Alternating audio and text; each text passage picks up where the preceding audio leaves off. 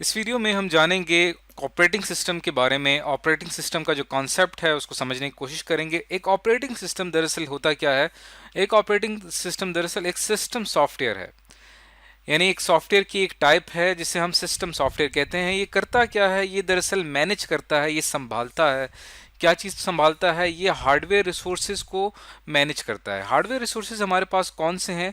जैसे कि आप देख सकते हैं इस इमेज में, यहाँ पे आपको mouse, keyboard, hard drive, monitor, printer, ये तमाम क्या हैं? आपके हार्डवेयर रिसोर्सेज हैं। इनको मैनेज करना, इनको संभालना, उसके लिए हमें ज़रूरत पड़ती है एक सिस्टम सॉफ्टवेयर की। इसके अलावा ये जो सिस्टम सॉफ्टवेयर है, ये हमारे जो एप्लीकेशन प्रोग्राम्स हैं, जैसे कि हम मुख्तलिफ सॉफ्टवेयर यूज़ करते हैं, जैसे कि कोई गेम हो गया या कोई हम एम एस ऑफिस यूज़ करते हैं, एम एस वर्ड यूज़ करते हैं, एक्सेल यूज़ करते हैं। ये तमाम क्या है? हमारे एप्लीकेशन प्रोग्राम्स हैं। एप्लीकेशन प्रोग्राम्स और हार्डवेयर रिसोर्सेज, इन दोनों के दरमियान में हमारे पास एक सॉफ्टवेयर होता है जो कि हमें एक इन्वायरमेंट प्रोवाइड करता है। इस सॉफ्टवेयर को ऑपरेटिंग सिस्टम कहते हैं, या सिंपल हम इसको ओएस भी कहते हैं। अब जैसे कि हम अपना कंप्यूटर ऑन करते हैं तो हमारे सामने विंडोज़ की स्क्रीन आ जाती है। विंडोज़ की स्क्रीन में हमारे पास मुख्तलिफ आइकन्स होते हैं, मुख्तलिफ ऑप्शंस होते हैं, और उस विंडोज़ के ऊपर हम कोई गेम खेलना चाहें, कोई एप्लीकेशन प्रोग्राम चलाना चाहें तो वो हम चला सकते हैं। विदाउट ऑपरेटिंग सिस्टम, विदाउट इस किस्म का कोई इन्वायरमेंट मिले, हम कभी भी कोई एप्लीकेशन प्रोग्राम नहीं चला सकते। तो एक ऑपरेटिंग सिस्टम दरअसल एक इंटरफेस का काम करता है। इंटरफेस का मतलब क्या है?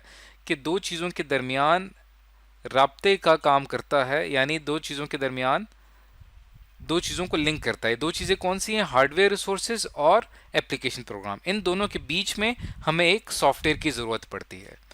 अब हमारे पास जो सबसे मेन हार्डवेयर रिसोर्स है वो दरअसल क्या है?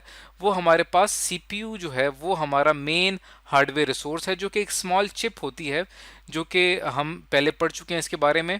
ये जो सीपीयू होता है इसको कंप्यूटर का दिमाग कहते हैं, यानी कि ये सीपीयू कंप्यूटर के तमाम फंक्शंस को ऑपरेट करता है, उनको मैनेज करता है, उनको संभालता है।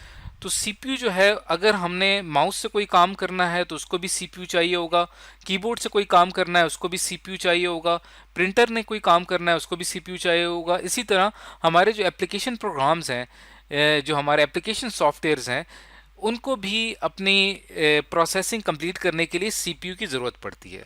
अब सीपीयू जो होता है उसके लिए मसला क्या है कि वो बहुत ज़्यादा बिजी हो जाता है, यानी उसके पास बहुत ज़्यादा बर्डन बढ़ जाता है।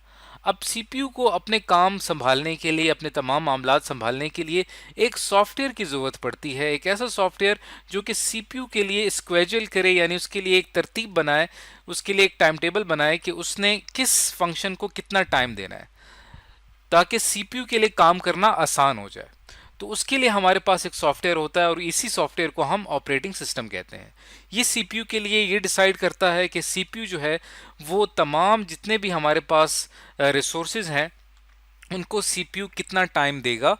ये तमाम इन तमाम चीज़ों का फैसला ऑपरेटिंग सिस्टम के ज़रिए किया जाता है। ऑपरेटिंग सिस्टम की एग्जांपल हम इस तरह से भी समझ सकते हैं कि जैसे हमारे पास एक मुल्क के अंदर कोई गवर्नमेंट का जो सिस्टम होता है, यानी गवर्नमेंट जो होती है वो संभाल रही होती है मुल्क के रिसोर्सेज को, और आवाम की जो नीड्स होती हैं उनको पूरा कर रही होती है, यानी आवाम की ज़रूरियात और जो मुल्क के अंदर रिसोर्सेज पाए जाते हैं उनके दरमियान एक हुकूमत का एक निज़ाम होता है जो कि आवाम को फैसिलिटेट करती है।